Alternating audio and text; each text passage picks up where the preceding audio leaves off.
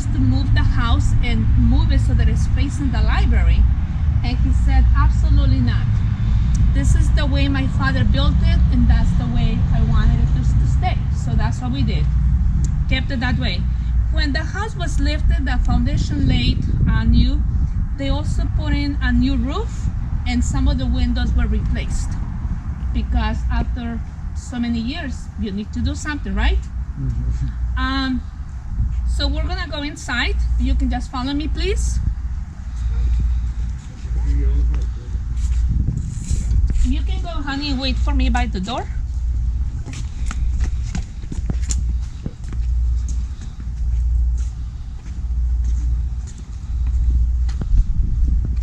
Thank you.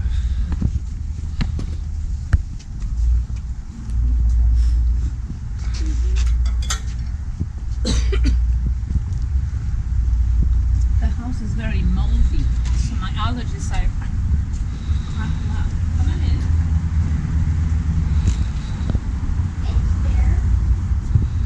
Uh-huh. That piano actually worked once. It did. Does it So still work? this house is roughly 1,100 square feet, not very big, but it was big enough for the Nixons. There were 4 boys that lived here at any given time, plus the parents. Behind this gentleman over here, this is the master bedroom, and that's the actual bed where Nixon was born in January of 1913. It's not that we didn't have doctors or hospitals, it's just that it was a very cold winter day, and Hannah was afraid she wasn't gonna make it to the hospital.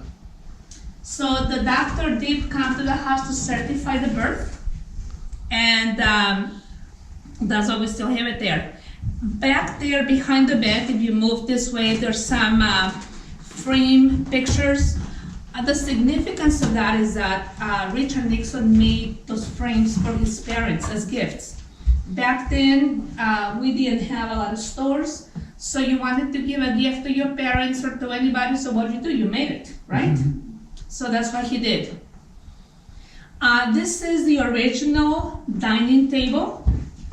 The chairs that are the same are part of the original set. Those other chairs were purchased later. The high chair was used by all 5 of the Nixon boys, although not all of them lived here at any given time. And since back then they didn't have electricity, television, radio, so what you do, you eat your meals together and you talk, right? So this is where Richard Nixon learned to debate and to defend his point of view and to give his opinion and everything. If I were the lady of the house, I would have this table closer to the kitchen and the piano over here, but this is the way the photograph says that it was. Doesn't it make sense to have the table there? So in the living room is a picture of the 5 Nixon boys at approximately age of 4. The second boy is Richard Nixon himself. The oldest brother passed away of tuberculosis at about 23 years of age. The third boy, his wife, Clara, is the one that we have to thank for saving all of this. When Mrs. Nixon, the original Hannah Nixon, died in 1967, the year before Richard became president, his wife went to the house in Whittier and picked up all the furniture and put it in storage. She didn't sort through anything. She just put everything in a warehouse. She didn't know why, but she just did it. The fourth boy also died of tuberculosis at a younger age. And then the last one, Ed, he just passed away about a month ago. And we had his services yesterday here at the library. And that is why we have the flowers at the gravesite for Mrs. Nixon and Mr. Nixon. So the musical instruments are here because Richard Nixon was a very good musician. He learned to play the piano. That was the first instrument. Later on, he learned to play the violin, the clarinet, the saxophone, and the accordion. And he often said that if he had not gone into politics, he probably would have joined a band or something, because he was very, very good. He actually composed the song for his wife. So he was also a composer. He loved to read and dream about traveling the world. So he never realized that one day he was going to be able to do those things. So he loved to read National Geographic.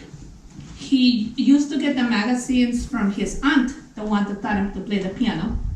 So he read National Geographic in this very room, on the floor, by the windows, because they didn't have electricity, so he will get the light from the windows. This house came without any heat. So Frank Nixon, being a very clever man, built a fireplace for the family. And it's right over here. It has been rebuilt since then. But he was so good at doing this that his neighbors asked him to build fireplaces for them.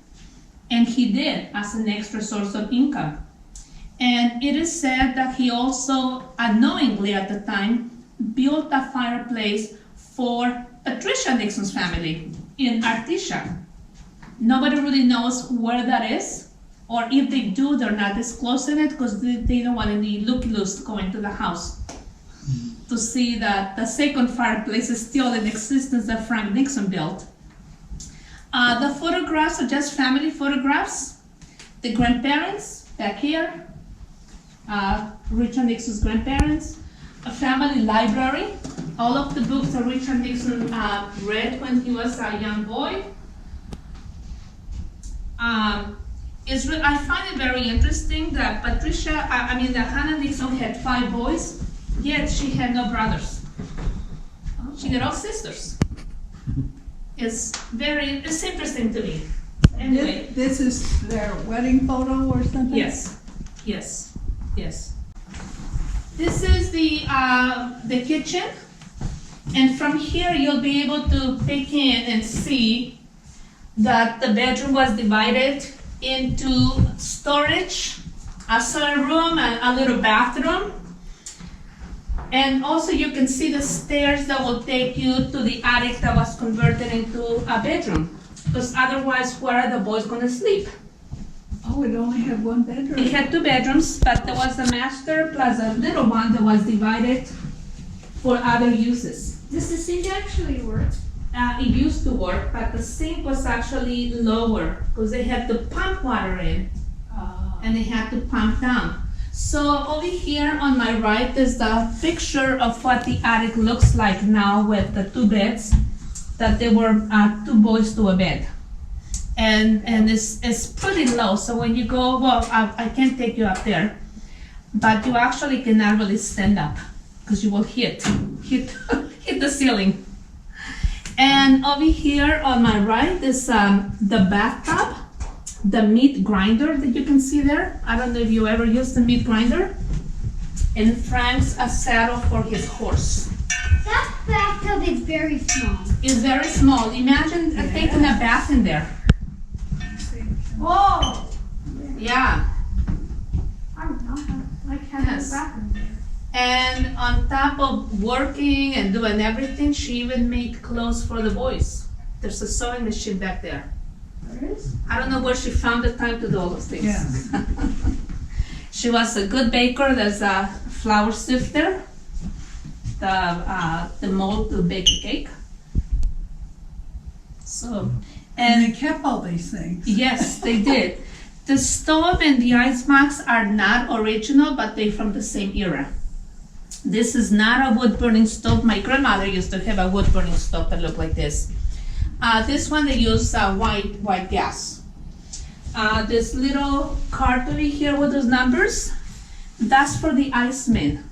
That's to tell the iceman how many pounds of ice you wanted. And Hannah Nixon will know how much to pay per pound. So what she will do is that she will leave the back door open for the iceman, leave the money here with the card right there to tell the iceman how much ice to leave. So he will come in, open the ice box, put the ice in, pick up the money, close the door, and be on his way. Can't do that today. Not at all. Who would want to do that today? So back there you did. Are there any questions? Very interesting and amazing that all this still exists. Yeah. And can you Is there imagine real where, potatoes in the bag? No. In the bag? No, not right now, honey. Oh. No.